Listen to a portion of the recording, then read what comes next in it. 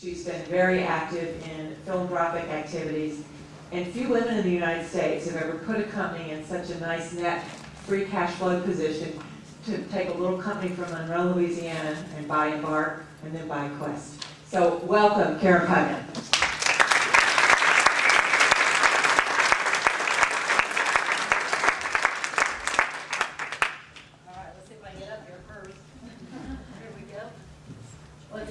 It's an honor to be here. I'm going to open this up. Here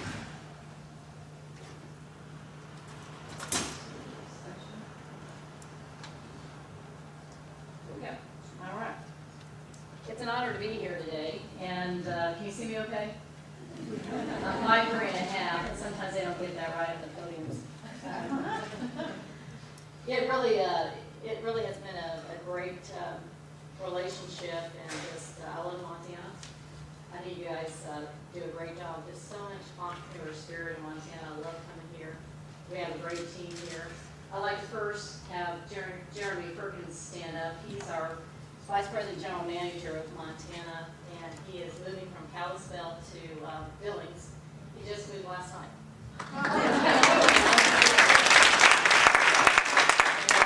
Go-to contact person, and Jeremy's really passionate about what we've done over the years. And Jeremy, and Montana's always been a place where if we want to try something new, we go to Montana, we call Jeremy. And that's where a lot of our models really get developed, and we standardize throughout for the rest of the company. A little bit, I wanted to talk to you a little bit about the company. And what's interesting, we are now a $20 billion company, and even I have sometimes a hard time going, wow, we're $20 billion. But it's not the size, it's really about the people. I think Pam mentioned that earlier in terms of as you grow, it can't just be you. You've got to develop talent and leadership and get the right team that aligns around your values and your mission. And there's a lot in this story because used to be called CenturyLink, now CenturyLink, started as a very, very, very small company in rural Louisiana. Believe that, rural Louisiana. And there's a lot of similarities here. Our founder was Mr. Clark Williams, and I actually had a chance to meet him. He was instrumental in getting me to the company. And he grew up in Oak Ridge, Louisiana, and they had 75 customers. I bet you some of you have more than 75 customers. Raise your hand if you have more than 75 customers. There you go. All right, he took this company from 0 to 20 million. He passed away in 2005. But he left a legacy, and I still feel it to this day. And it's amazing. And how he did that is he was a very humble man, and he walked the walk. And that's what I say, walk the walk. And it was about these values and principles. But by the way, I work for other companies. And a lot of times those principles just hang on the wall, all right? And you kind of walk past them. This is real. If you can't walk the walk in our company in terms of these unifying principles, you don't make it. And we're pretty serious about that. The other thing we're pretty serious about is it doesn't matter about your title. I get up every day and I feel like I work for that frontline customer-facing employee. I work for that tech. I work for that call center rep. And it's amazing how that really reprioritizes your priorities of the day. Because they're the ones serving the customer. I can't serve all these customers. I wish I could, but I can't. So I have to make sure that my team has the environment and tools they need to serve their customer. And when you start walking that walk, and then your team starts walking that walk, and their team starts walking that walk, it starts happening, and you start getting cultural change. It is incredibly challenging for a company. When I joined the company, we were about 1.5 billion. Now we're 20, right? It's incredibly challenging to bring all these different cultures in and still have this unifying environment you're trying to get to. Incredibly challenging. And so this is a little bit about our story, but I wanted to recognize Mr. Williams, and he is the foundation of our success. Our unifying principles are pretty basic. Every presentation, every time we speak, our unifying principles are up there. And it's what I tell our employees, you don't have to memorize it, it's how you want to bring up your family. It's how you personally want to live your life. It's about respect for each other. Again, we don't care if you're the president or if you're that tech or you're the janitor. We all treat each other with respect, and everyone's important. Commitment to excellence, positive attitude. Faith, that's faith in each other, faith that we'll do the right thing. And perseverance. And some days it takes a lot of perseverance. I always say, if Jeremy's having a bad hair day, I can't, right? Because one of us needs to keep it on. You can relate to that, can't you? Yeah. So if you don't have, even if you're a small business, these unifying principles really help bring clarity and common purpose to your customers and to your employees. Because if you start really walking your walk around that and ask your employees to, your customers are going to see that. I don't care if it's online or offline. Face-to-face, texting, Twitter, you need that commonality of what you're aligning about. And I've seen this myself personally have a huge impact on a company, CenturyLink. And I've seen it where it hasn't in other companies that I work for. And it can be magical. A little bit about our history, and I'll make this quick, but this starts in '71. The company was started in the 30s. And Mr. Williams, they had remember the switchboards? That was a switchboard in their living room, get this. The only time they broke was for Sunday till noon. They went to church, they had lunch, and they came back. Mr. Williams would deliver the bills, like on his bike, for people to pay their bill. They paid their bill. Well, what are you going to turn a little kid down, right? He had two sisters. They sent the two sisters off to college, and after the war, they couldn't afford to send him. So they gave him this little company for his wedding gift. And he built it, so he started going around to, we have these state associations, so associations and networks, maybe like you do. And as small companies began to say, you know, it's time to sell, but their employees were their family, you can probably relate to that, you can be very attached, they help you grow your business. I want to sell to someone who's got this foundation of principles who are going to treat my employees right. And that's how he amassed this entire huge corporation. They load up their station wagon and his family, and like vacation, take off to these different state events or these different meetings, get to know each other, and when it was time for another family to sell, he'd be right there. So in '71, the large acquisition then, we're really more of a we started out, even though we're in the South and Midwest now, we started doing a lot of acquisitions in the Midwest. And so that's a strong foothold there. And in 1998, we acquired a company called Pacific Telecom. So that's how we got Great Montana. It used to be called PTI. That's how we got Colorado. That's how we got Washington, Oregon. And that doubled the size of the company. In fact, Pacific Telecom was just a bit larger than CenturyLink. So it kind of put them on the map. And I started my career in telecom early on. And when I got the call about the opportunity, I was surprised that CenturyTel then was still independent. Because it's hard to stay independent in a very challenging industry. And then Ameritech decided, well, maybe we don't want all these properties in Wisconsin, so we were able to acquire that property. And in 2009, so I came in 2000, and we really started into an interesting opportunity there. First, GTE, which is now Verizon, decided, and I kind of really admire a company, I think, Pamela said it earlier, decide what you're not going to do. I kind of admire a company that decides what states or where they're not going to do business. It takes a lot to stand up and declare that from a strategic standpoint, right? Well, they decided they didn't want to do business in smaller states, more rural states. Well, that was right up our alley. So we had a chance to do some deals with GTE, and so we started buying more states. So what they decided not to do was a benefit for us. So we were able to take out a lot of the properties that Verizon didn't want. We were in the wireless business. We grew it organically. Here's another thing it's hard to do as a business. You kind of fall in love with your assets, but you can't sometimes. We weren't positioned properly to compete in a very national and global world of wireless. We loved it. We loved our employees, and we weren't used to selling anything. We were only used to buying.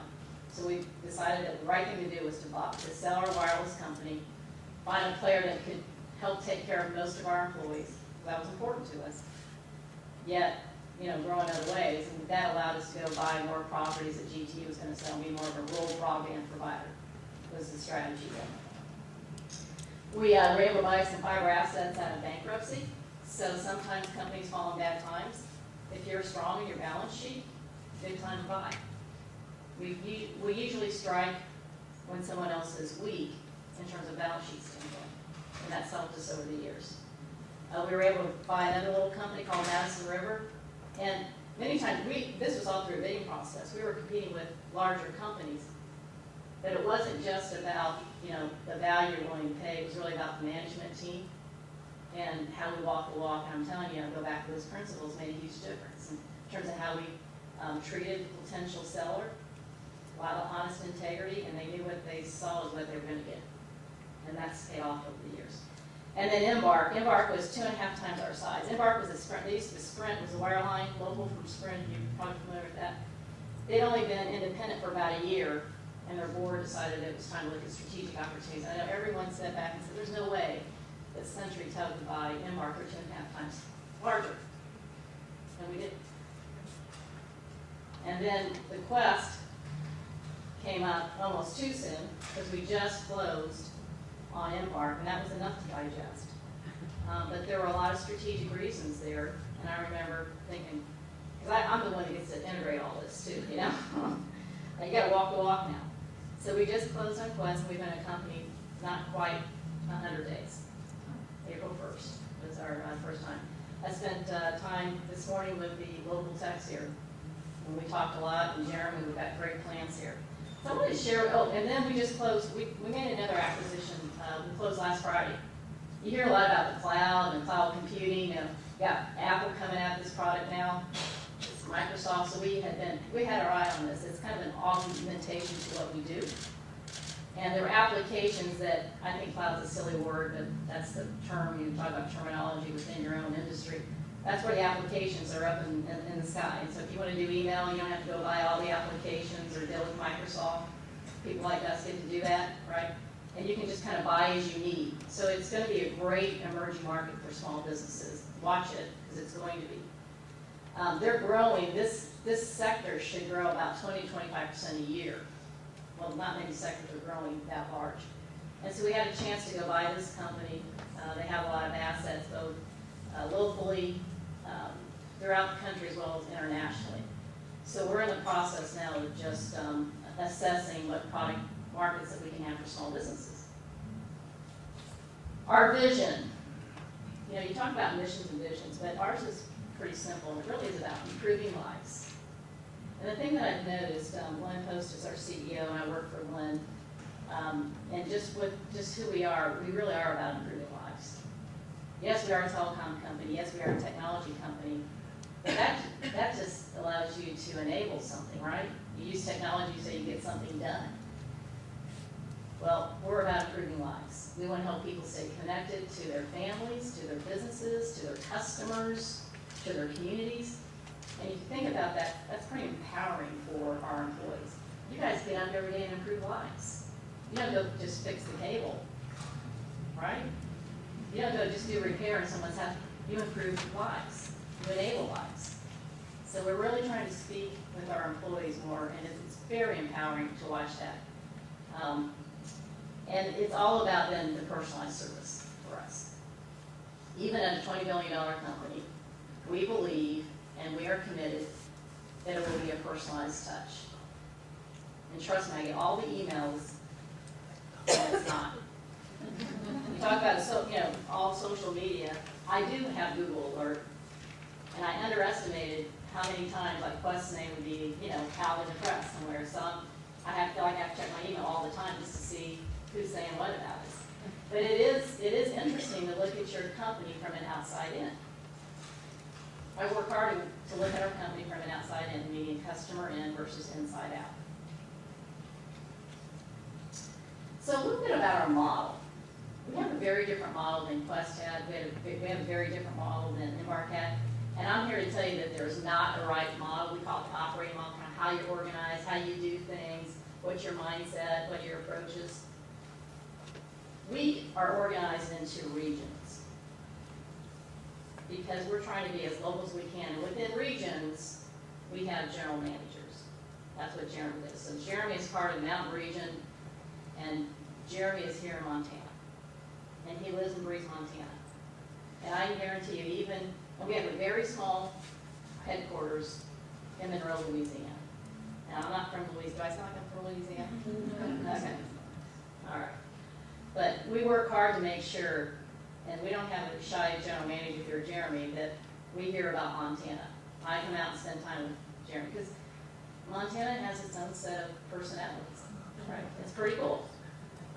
And so Jeremy's all about making sure he gets the right amount of capital and funding for Montana. And he's one of the more vocal ones. So you can see we have 6 regions across the country. Here's Montana. We have 255 employees, about a $19 million payroll here. But I will tell you that today I asked the test, do you believe you can win in the market? And it's like, absolutely. Do they need more money? Do they need more capital? Do they need more network? Absolutely. But my first question to them, do you believe you can win this market? Absolutely. They didn't hesitate. And I look at that passion every day they get up and do what they do. It makes us who we are. It's not me. It's not our CEO. It's not our board. It's those customer-facing employees. And we are well blessed here because of Jeremy, that's been here for nearly 10 years, 8 years now, working hard. You'll see it up there. This is called cord fiber. Fiber is the foundation to small businesses and to large businesses to enable economic growth in communities. If we didn't have that fiber, you can't. Pamela talked about the internet and websites and Twitter, Google. We couldn't do any of that unless you had this foundational infrastructure. I don't know if you ever thought about that. And we can't keep up with the bandwidth growth in our communities. We're dumping more and more and more money in there. People want more and more and more. Customers or businesses want more and more and more. It's amazing the explosion of bandwidth that's happening currently. So we've been investing a lot in Montana on the fiber side. So that's an enabler for Montana, that's an enabler for Billings, and we want to do more. I wanted to share with you a little bit about when we acquire a company, kind of, how do we think about that? We first declare an operating model. This one's local. There was no hesitation. We're going to go region structure, general manager. I want to be able to hold Jeremy accountable. One throat to choke. Right? Adopt best practice. One thing we do, we're very open as a company. We don't know it all. Quest did some really great things. In fact, Quest was doing some amazing things with small businesses. They had done some amazing primary research. They were doing some things in terms of the internet, social media, helping small businesses get up and running. We're doing their websites, we're helping them with social media. How do they do Twitter? We're going to do that here. I just talked to Jeremy. I said, I got a set of things to do. We're going to start doing Billings. Start doing Montana. So adopt best practices. The first thing we do is we go in and we assess the market. We do our own research, but most importantly, we talk to our techs and we talk to our call center reps. And that's called a market plan. But each one of you have business plans, just like a business plan. But it's very specific, what I'm going to get done in 30 days, 60 days, 90. We take that big plan, it can be overwhelming, we start knocking it down, 30 days, 60 days, 90 days. And we're very focused. We align the team around winning in the market. Winning in the market. Don't compare yourself to each other. It takes all the bureaucracy and politics and concern, especially when we got new companies coming together. Common purpose. One common purpose. Winning in the market. We have a pretty good execution plan. I'm just going to show it to you because I think it applies to any business. I use it personally. I ask my general managers when I go, I want to see your execution plan. I want to see your marketing plan. And the other key thing that we have are linked objectives. So we can't have, we've got lots of different groups, engineering, operations, call center.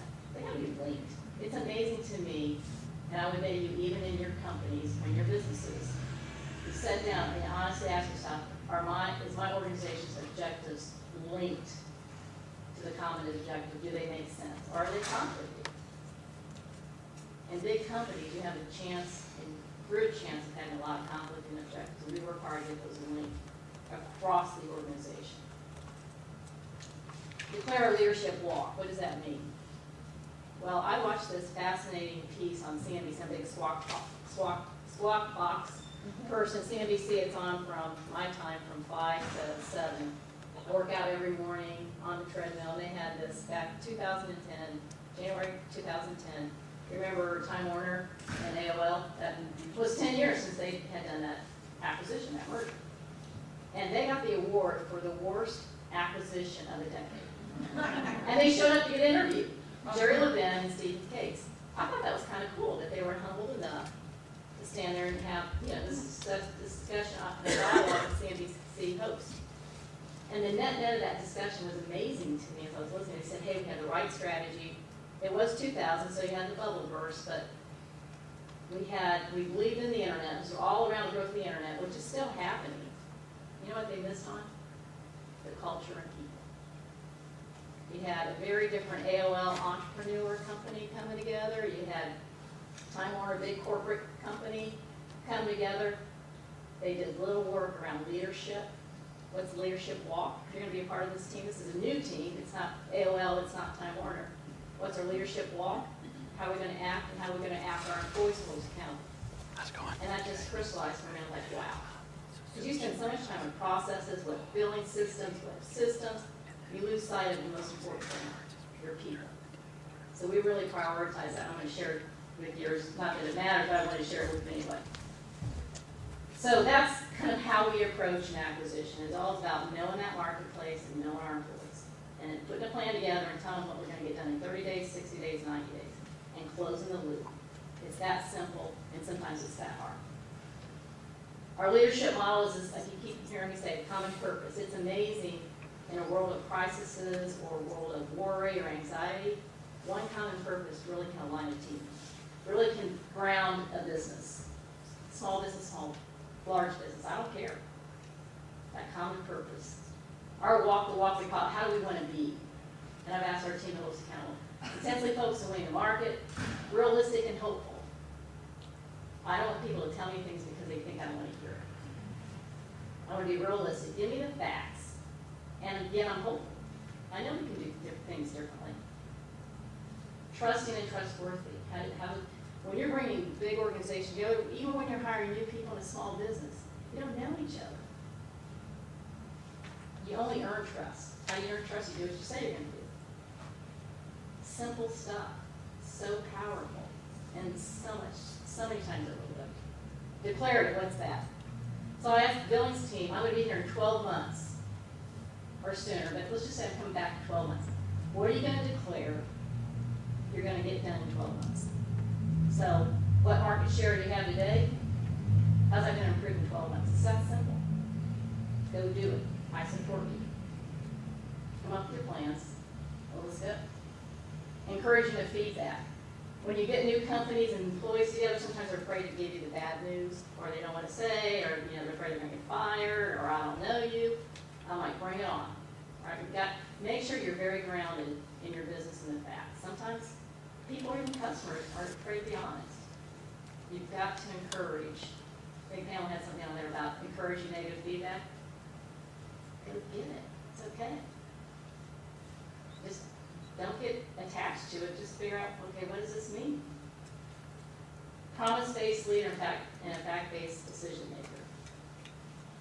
We just want our facts. We don't want emotions. I'm always saying, bring me the facts minus the emotion. And promise-based means I'm going to tell you what I'm going to do. I'm going to give you a date. I'm going to give you a time. By the way, we've got multiple time zones now. We do business in 37 states. We've got from east to west. So when Jeremy delivers me something, I'll say, Jeremy, I need 5 o'clock Tuesday, Central Standard Time. Not Mountain Time, Central Standard Time. That'd be real clear in a big organization.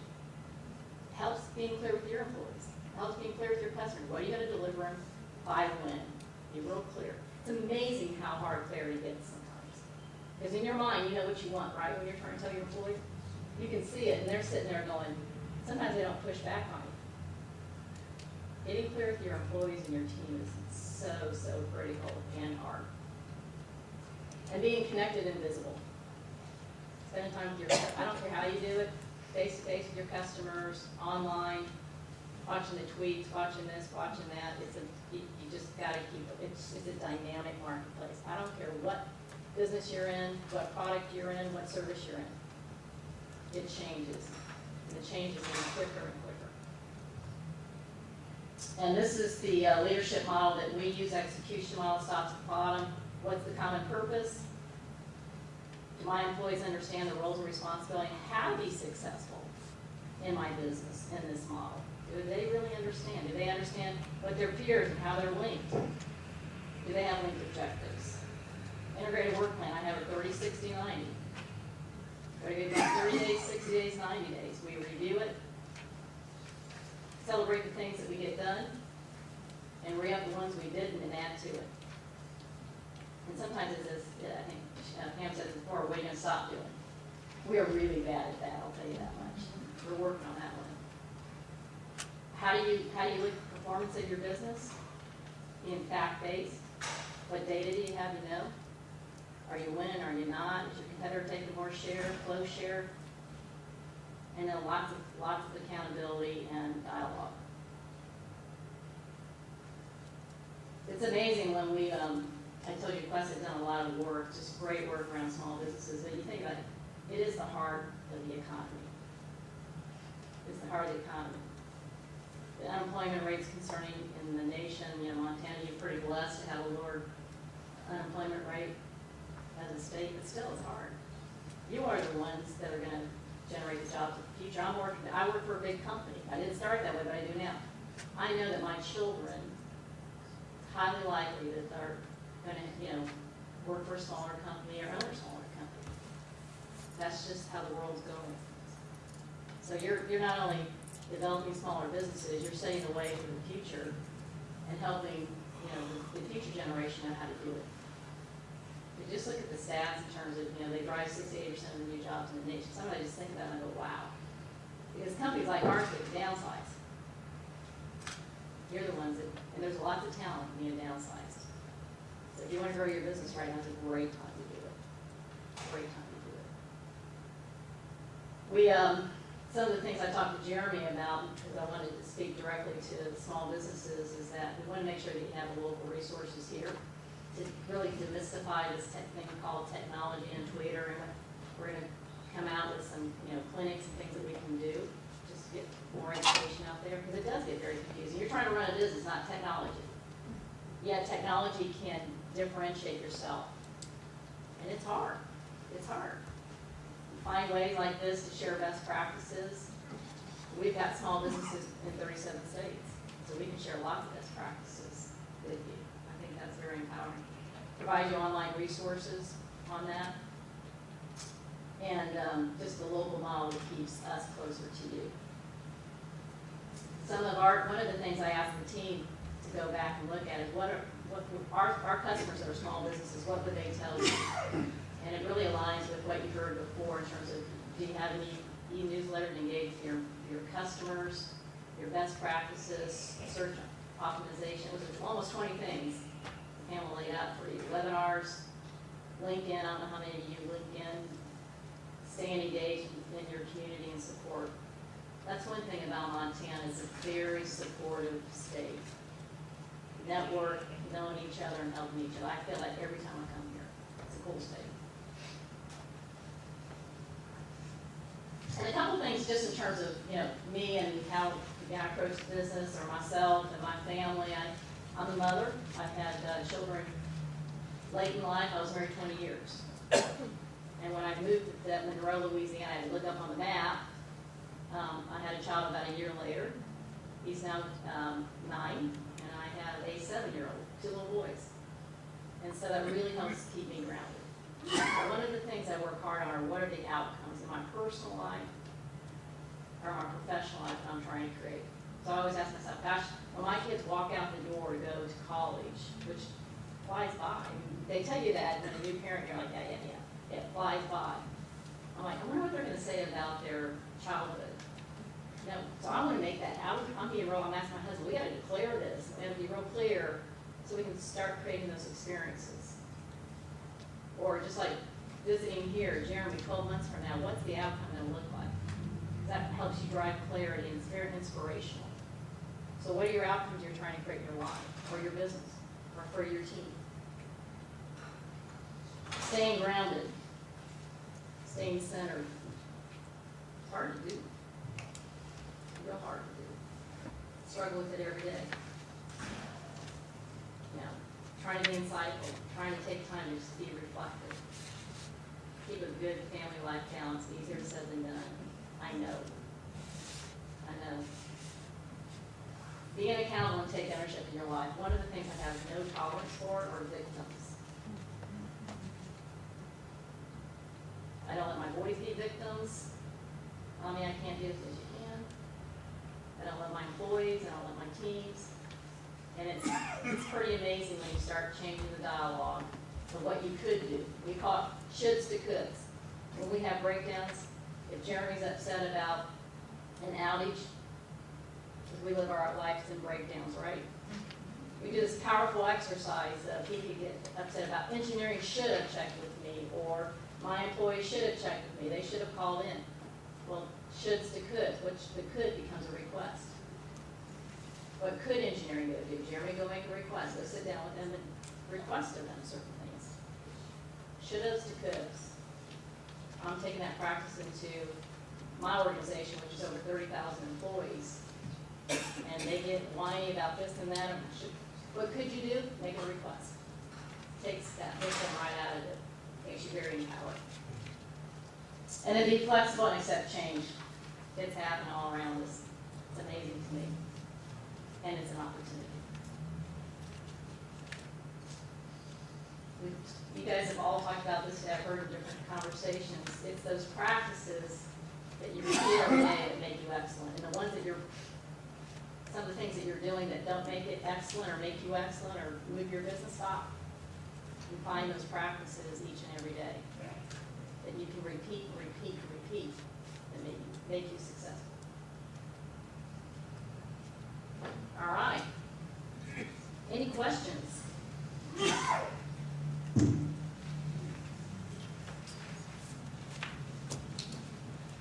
One over here. I have a question. It's not quite on your presentation, but it's about business itself. It's a combination of questions. Phone service and internet is an important thing for the business, and especially small business. Are you going to be thinking about and trying to attract more businesses, small businesses to the company, in offering services that are not under a 3-year contract? I've been looking at the literature that's been coming across, and it says that you can only buy internet services or phone services by going into a 3-year contract. And here, say in Billings, we now have competition in terms of Optimum Yes. and Resonant thing, and it's not competitive right now. So is that something that your company might be thinking? A non-contract option in terms of no contract. Well, Yes. in terms of no contract. Yes. Because if you get services and then they say, well, you have to have a 3-year contract, Yeah. that's kind of hard for a business. Yeah. Yes, and right now on the consumer side, we have what we call a 5-year price lock. We didn't want to do a price for life for lots of reasons, but we have a 5-year price lock, which gives for the consumer and the request. In fact, I was just reading some emails from the employees. They believe that small businesses would like something like that because as a small business, your world is up and down, right? Your cash flow is up and down, and it's locking yourself into a contract is concerning.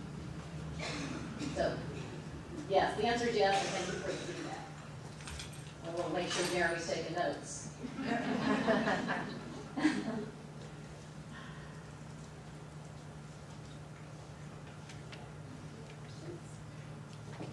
guess what now easy. I think what you've done is a little overwhelming here. Yes, ma'am.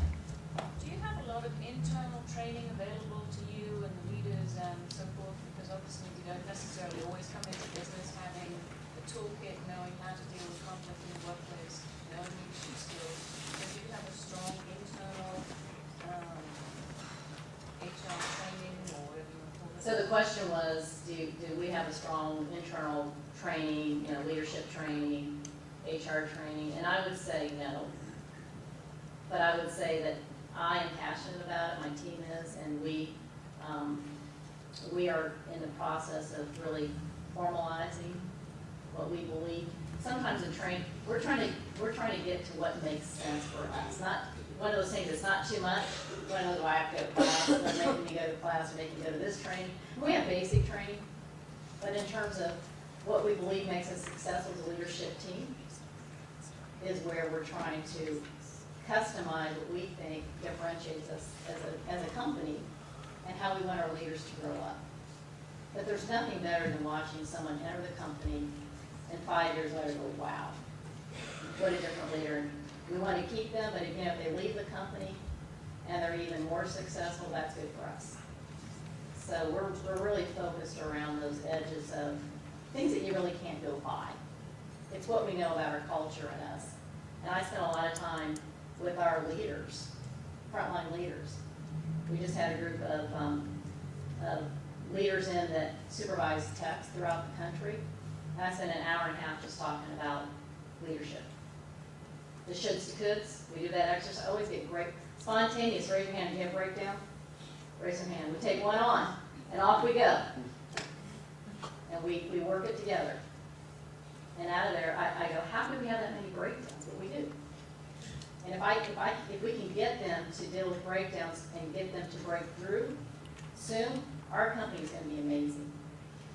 It's the big companies where employees throw up their hands and say, oh, that group's fault or that, and they never move the ball. And you don't fix those root causes that way. So breakdowns, breakthroughs. That's where we're spending our time right now. I just wanted to say how amazing what you talked about, your philosophy of working and leading your company, walking the walk, talking the talk. I just want to let you know that if you ever want to get out of this, I know multiple organizations that employ large numbers of our residents here, even in Billings, that their leadership needs your type of advice.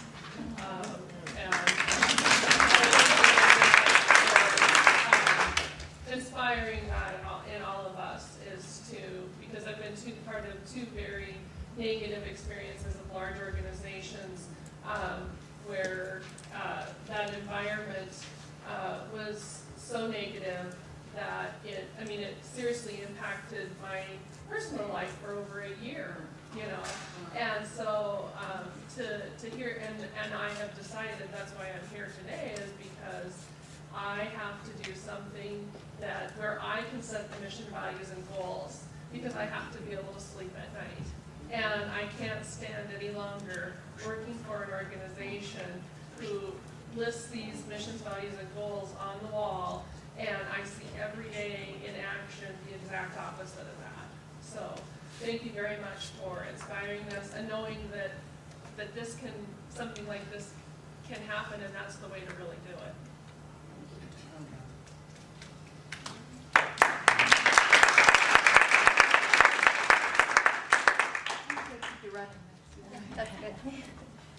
Hi, Karen.